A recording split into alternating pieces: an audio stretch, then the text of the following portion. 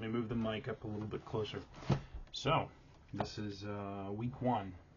Tuesday was my last day of work, and Wednesday morning I started contracting. I wanted to keep some of these and throw them up on YouTube just to talk about, what and why and how I got here. Because this has been a journey that I guess other people can relate to, and a big part of why I'm doing this is to, I guess I'm risking the financial future of myself and my family to inspire others. But at the same time, I mean, is this really risk going out on my own?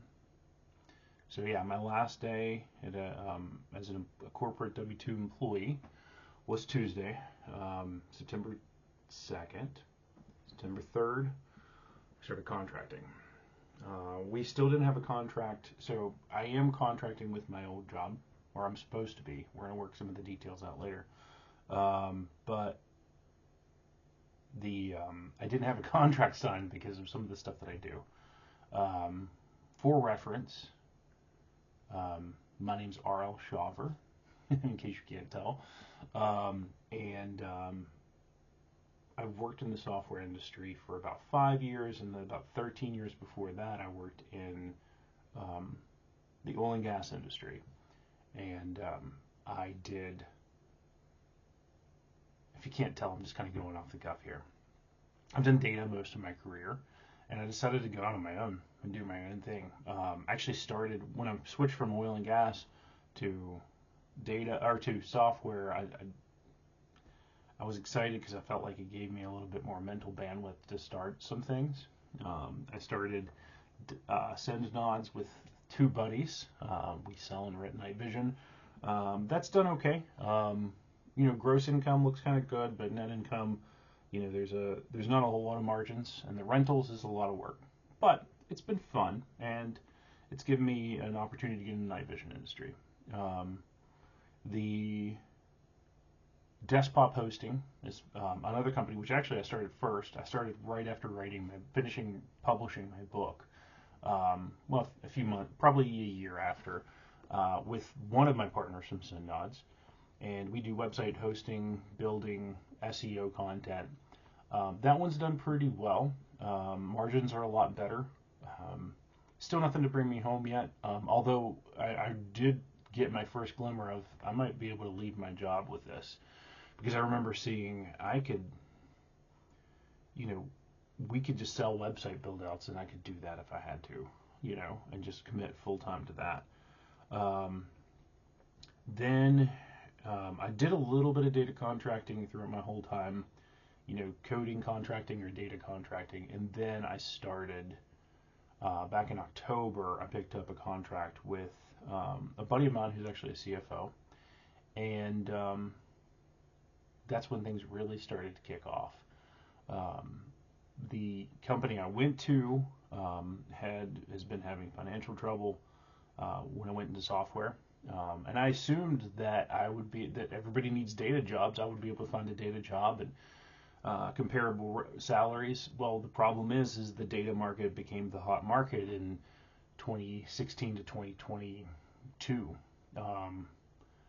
And everybody wanted there because everybody was paying stupid money to get machine learning, and which became AI, and nobody realized the dumb decisions that people were making, and nobody was guiding the industry super well. So I started when I started data contracting, I'd been sending out resumes for about 3 years at that point, and wasn't getting any type of I think I had one job offer, and two people call me and kind of say, hey, this is kind of what the details of it. They were all banks. They wanted me to work downtown and pay for parking and to make the same exact salary that I'm making currently. No, I'm not taking a backward step, so I can come and overperform for you and you can underpay me. Sorry, I'm done with that. And so things got kind of desperate after a fourth round of layoffs. And I ended up stepping into to contracting in October 22, right after Samuel's Make-A-Wish trip. And it's been pretty cool. Back in February, the company I was contracting for cut my hours in half, which is fine. We managed to get a lot of things paid off and get kind of out of the hole. Well, not kind of out of the hole. Like, we were able to get out of the hole quite a bit. Um, but I said, you know what, am I going to just kind of relax, or am I going to double down? And I said, it's time for me to double down. It's time for me to go forward. Well, I didn't say that. I asked the Lord what he said. I didn't get an answer, but something that was said to me. I don't want to say this gently, because I don't think that this is a message for everyone, but it was a message for me, and maybe it's a message for you. I don't know, but I know with me, with my employment, I was trusting my boss I was trusting the favor of my boss, and the Lord challenged me and said, "Who do you trust more to favor you, to take care of you, to provide for you? Do you trust your boss, or do you trust me?" And it wasn't a challenge. I know that sounds like a challenge. It was the way the Lord speaks to me, and gently, just a gentle prod. It wasn't a "you're less for doing this." It was a let's rethink this, like the Lord likes to do. And I got to thinking, I was like, man. And so I asked the Lord about it. I never really got any clear answers, but one of the other things that really came to mind was, in my men's group, we've been studying a lot of prophetic books, but I finally convinced them to study 1st and 2nd Samuel, and I'm glad I did, because King David's always been one of my favorites. He's a person who was given a dream and given a goal, and the Lord said, led him through some very, very dark times as the current king of Israel chased him for probably 10, 20 years.